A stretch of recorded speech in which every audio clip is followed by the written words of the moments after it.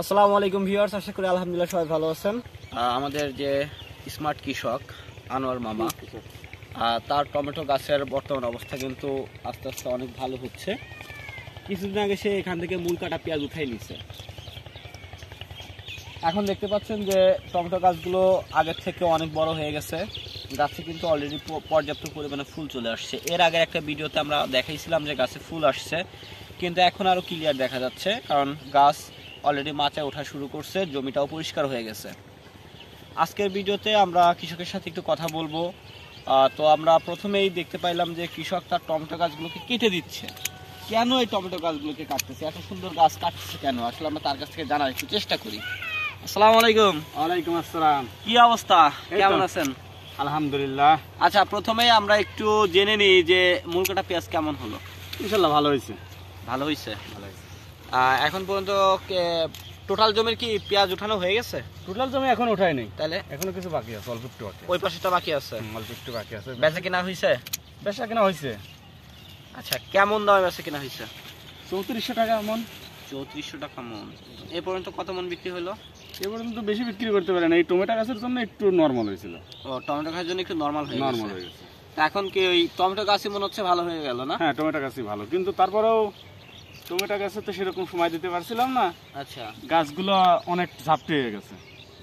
এই টমেটো গাছগুলো কাটা হচ্ছে কেন, আমি একটু যদি জানতে চাই। এই টমেটো গাছগুলো কেটে দেওয়া হচ্ছে কেন, এর কারণটা কি? কেটে দেওয়া হচ্ছে এই নিচে যদি এইভাবে নিচে যদি থেকে যায়, আচ্ছা, তাহলে নিচে পোকামাকড় বেশি লাগবে এবং গাছটা বড় হবে না। এই নিচে মানে এই ঢালটা যদি থেকে যায়, আমি তোমার দেখাই, এই যে এইটা যদি থেকে যায়, এটা যদি থেকে যায়, তাহলে উপরে গাছের ফলটা হবে না, পরিপক্ক হবে না, ফল আসবে না। ফল আসবে যে এই মাথাটা ডাউন হয়ে যাবে। এই মাথা যখনই ডাউন হয়ে যাবে, তখন এই ফলটা কোনো পাবে না, শক্তি পাবে না। শক্তি না পাওয়ার জন্য এই ফলটা ছোট হয়ে যাবে, বড় সাইজ হবে না। মানে বেশিরভাগ ফলটাই নষ্ট হয়ে যাবে। এই যে এই আগাটা চেকন হয়ে গেছে, হ্যাঁ, চেকন হওয়ার জন্য এই ফলটা নষ্ট হয়ে যাবে, কিন্তু এটা ভালো ফল হবে না। ভালো ফলন হবে। এর জন্য কি করতে হবে? এর জন্য এই যে কুশিটা না, এই কুশিটা কাটিং করে দিতে হবে। কাটিং করলে মানে এই কুশিটা যদি কাটিং করে দেয়, তাহলে এই যে জমির যে শক্তিটা, শক্তিটা পুরাটা উপরে উঠবে, মানে গাছের মাথার দিকে উঠবে। মাথার দিকে উঠলে ফলটা বেশি পাবে। এটা কি আপনার অভিজ্ঞতা থেকে নাকি আপনি কারোর কাছে শুনছেন বা জানছেন? এরকম আমার নিজের অভিজ্ঞতা থেকে। গাছ যেমন কাইটা একবার নষ্ট করে দিচ্ছেন, মানে গাছের প্রতি তো মায়া হচ্ছে। মায়া হইলে কিছু করার নেই, মানে মায়া করা যাবে না। মায়া করলে তো এই যে করা যাবে না, লাভবান হওয়া যাবে না। এই যে গাছে তো অলরেডি টমেটো চলে আসছে না? হ্যাঁ, আসছে তো, কিছু আসছে, কিন্তু আমি সময়ের অভাবে আমার গাছগুলো, এবং গাছে পর্যাপ্ত ফুলও দেখা যাচ্ছে। মাশাআল্লাহ, প্রত্যেকটা ঝুপাই ভালো টমেটো আসতেছে। ভিউয়ার্স, এদিকের গাছগুলো দেখেন একেবারে ঝাপড়ি হয়ে গেছে, কেমন মনে হচ্ছে অগুছালো, জংলা দেখা যাচ্ছে। আর আপনারা যদি ওই সাইডের গাছটা দেখেন ওইদিকের গাছের সব পাতা, নিচের মোটা পাতাগুলো কেটে দিচ্ছে, যে পাতাগুলোর বয়স হয়ে গেছে সেগুলো কেটে দিচ্ছে, আর যে কুশিগুলো বের হয়েছিল সেগুলোও কিন্তু কেটে দিচ্ছে। এর জন্য কি গাছগুলো পরিষ্কার দেখা যাচ্ছে। এই পরিষ্কার দেখা গেলে সুবিধা, ওই যে কৃষক বলল যে পোকামাকড় আক্রমণ কম হবে, আর কি হবে, গাছে আলো বাতাস লাগবে পর্যাপ্ত পরিমাণে, এবং গাছের এই আগাটা চিকন হবে না, গাছটা উপরের দিকে মোটা হয়ে আবার উঠে যাবে, এবং গাছে প্রচুর পরিমাণে ফুল এবং ফল আসবে। আসলে দেখেন যে গাছটাকে কিভাবে কেটে দিচ্ছে এবং মাচায় উঠাই দিচ্ছে। আসলে এই গাছটা কেটে দিলে দেখেন অনেকখানি জায়গা ফাঁকা হয়ে যাচ্ছে, এবং গাছে পর্যাপ্ত আলো বাতাস লাগবে, তাই তো? জি। আমার একটা প্রশ্ন হচ্ছে, এর আগে যে মূল কাটা পেঁয়াজটা ছিল, আচ্ছা, পেঁয়াজ উঠানোর পরে কি জমিতে আর কোনো সার বা পানি দেওয়া হয়েছে? না, কিছুই করা হয়নি না। তার মানে ওই মূল কাটা পেঁয়াজের জমির সারেই গাছের এই অবস্থা? হ্যাঁ, সারের এই অবস্থা। এখনো এখানে কিছুই ব্যবহার করিনি। কিছুই ব্যবহার করা হয়নি না। মাশাআল্লাহ, বুঝতেই পারতেছেন যে একই জমি থেকে দুই ফসল।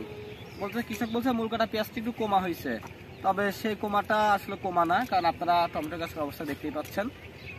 দিন রাত পরিশ্রম করতেছে, গাছের কি পরিচর্যা করতেছে। অনেকেই যারা টমেটো চাষ করেন তারা হয়তো এরকম কঠোর পরিশ্রম করেন না। তো যেহেতু আপনারা দেখতে পাচ্ছেন যে গাছ অনেক ভালো আছে, এবং ওই যে ওই সাইডটাতে দেখেন যে গাছে পর্যাপ্ত পরিমাণে ফুল দেখা যাচ্ছে, পাতা কেটে দিচ্ছে, গাছে টমেটো দেখা যাচ্ছে, ফুলও দেখা যাচ্ছে, এবং গাছে যে পরিমাণে ফুল আছে, আশা করি এই ফুলগুলো টিকে গেলে গাছে কিন্তু ইনশাল্লাহ পর্যাপ্ত পরিমাণে টমেটো থাকবে। মাটি উঠাই দেওয়া হয়েছে, টমেটো গাছের গোড়া সুন্দর করে মাটি উঠাই দেওয়া হয়েছে। এগুলো তো অনেক সময় দিতে হচ্ছে, তাই না? হ্যাঁ। আচ্ছা, মাটি উঠাই দিলে কি সুবিধাটা কি? সুবিধাটা এই যে আগাছা, হ্যাঁ, এই যে পেঁয়াজ লাগানো ছিল, এই পেঁয়াজে তো অনেক আগাছা হয়ে গেছে। আচ্ছা, আগাছা ওই ঘাসটা তো আমার নিরাই তো অনেক সময় লাগছে। আচ্ছা, এর জন্য এই গাছটা মাটিয়ে দিলাম। এই গাছের মাটিটা এই সাইড থেকে একটা 1 কোদাল দিয়েছে, এই সাইড থেকে 1 কোদাল দিয়ে এই গাছের গোড়াটা ঢেকে দিছি। গোড়াটা ঢেকে দেওয়ার কারণে ধরেন আগাছাটা হয়ে গেছে, আগাছা মরে গেছে এবং গাছেরও অনেকটা পাবে, শক্তি পাবে। কারণ গাছের গোড়া যখনই মাটি পাবে তখনই গাছটা অনেকটা হবে। পরবর্তীতে যখন শেষ বা সার লাগবে সাইডে বুনে দিয়ে তারপর পানি দিয়ে দিলে হয়ে যাচ্ছে না?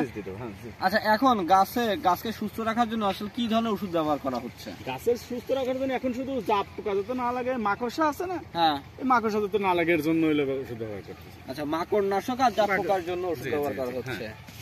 এই তাছাড়া দ্বিতীয় কোনো দেওয়া হচ্ছে না? এমনি ভিটামিন কি দেওয়া হচ্ছে না? ভিটামিন এখনো প্রয়োগ করে নাই। কি কারণে? এখনো ইনশাল্লাহ গাছ যে রকম আছে এখনো ভিটামিন প্রয়োগ করার মতন হয় নাই, গাছ হয় নাই। যখন দেখা যায় গাছটা দুর্বল হয়ে যাবে তখন আমি ভিটামিন প্রয়োগ করার জন্য একটাই করবো। আচ্ছা, এখন একটা কথা হচ্ছে কি, এই জিনিসটা কিন্তু মাথায় রাখতে হবে, গাছের চেহারা ভালো আছে, হুট করে কিন্তু গাছের চেহারা খারাপ হতে সময় লাগে না। হ্যাঁ, এর জন্য গাছে প্রপার পরিচর্যা করতে হবে, যেভাবে আপনার পরিচর্যা করে যাচ্ছেন। গাছে অন্তত প্রতি সপ্তাহে একবার ওষুধ স্প্রে করতে হবে, সাথে কিন্তু ছত্রাকনাশক স্প্রে করতে ভুলবেন না। কারণ এখন শীতের সময়, কুয়াশার সময় অবশ্যই গাছে ম্যানকোজেব কার্বেন্ডাজিম বা ম্যানকোজেব মেটালিক্সিল দুইটা একসাথে গ্রুপ মিশানো ছত্রাকনাশক স্প্রে করবেন। জাপ পোকার জন্য ইমিডাক্লোরোফিড, আর মাকড়ের জন্য অ্যাবামেকটিন গ্রুপের ওষুধ এখানে ব্যবহার করতে হবে কন্টিনিউ। আর ছত্রাকনাশকের দিকে কিন্তু খেয়াল রাখতে হবে। আর আরেকটা বিষয়, মোটামুটি গাছের পরিচর্যা বা মানে মাটি উঠাইয়া দেওয়ার কাজ হয়ে গেলে পরবর্তীতে কিন্তু গাছে সার দিয়ে পানি দিয়ে দিতে হবে। যদি সার নাও দেন, আপাতত পানি দিতে হবে যাতে মাটিটা শুকায় না যায়।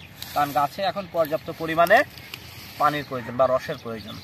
যেহেতু গাছে ফুল ফল চলে আসছে, রস পানি এগুলো কম হলে কিন্তু গাছের ফুল ফল ঝরে যাওয়ার পসিবিলিটি বেশি থাকে। ঠিক আছে, এদিকে খেয়াল রাখতে হবে। যাই হোক, আর আমি তো প্রতিনিয়তই আসবো, পরিচর্যা যেটা হচ্ছে আলহামদুলিল্লাহ ভালো হচ্ছে। এই যে ভিউয়ার্স, গাছের মানে চেহারা দেখলে আপনারা বুঝতেছেন যে এই যে এই বোটাটা অলরেডি অনেকগুলো টমেটো আসছে। প্রত্যেকটা যেখানে ফুল বেরো হবে প্রত্যেকটা ঝুপায় কিন্তু টমেটো আসবে। আসলে আমি অনেক টমেটো চাষ দেখছি, কিন্তু এরকম চাষ দেখি নাই যে এত স্মার্টলি খুব পরিষ্কার পরিচ্ছন্ন করে গাছের পাতাগুলোকে কেটে দিয়ে চাষ করা হচ্ছে। অনেকেই হয়তো ভাবতে পারে যে এই বেচারা মানে পাগল হয়ে গেছে, যত ডগা ছাড়বে, যত কুশি ছাড়বে তত টমেটো হবে। এগুলো কিন্তু না, টমেটো ধরলেই হবে না। টমেটো তো একটা সাইজে আসতে হবে, পরিপক্ক হতে হবে। আপনার যেখানে 10টা টমেটোতে 1 কেজি হবে, আর যদি গাছ পরিষ্কার থাকে সেখানে 5টাতেই কেজি হবে, তাহলে আপনার ডাবল টমেটো তো কোনো দরকার নেই। আপনার টমেটো সাইজ ভালো হলে বাজারের দামটা ভালো পাবেন। যাই হোক, আমরা কৃষকের চাষ দেখলাম অনেক ভালো হয়েছে, পুরা জমিতেই গাছে আমরা পর্যাপ্ত ফুল এবং ফল দেখতে পাচ্ছি। কৃষকের জন্য অবশ্যই আপনারা দোয়া করবেন যেন সে এবছর চাষেই ভালো লাভবান হতে পারে এবং তার দেখা দেখি যাতে আরও নতুন উদ্যোক্তা তৈরি হয়, যারা চাষ করবে নিজেদের অর্থনৈতিক উন্নয়ন ঘটাবে, আর্থিকভাবে লাভবান হবে এবং দেশের মানুষের সবজির চাহিদা মেটানোর জন্য তারা দৃঢ় পরিসরে কাজ করবে। সম্মানিত ভিউয়ার্স, ভিডিওটি কেমন হলো অবশ্যই কমেন্ট করে জানাবেন। ভিডিও থেকে কি শিখলেন সেটাও আপনারা অবশ্যই জানাবেন। আর যদি আপনাদের কাছে কোনো প্রশ্ন থেকে থাকে অবশ্যই কমেন্টের মাধ্যমে জানাবেন, কেননা আমি আপনাদের প্রত্যেকটা কমেন্টে রিপ্লাই দেওয়ার চেষ্টা করে থাকি। ভিডিওটি ভালো লাগলে প্লিজ আমার চ্যানেলটিকে সাবস্ক্রাইব করে আমার সাথে থাকবেন। সকলের সুস্থতা কামনা করে আজকের মতো এখানে শেষ করছি। আসসালামু আলাইকুম।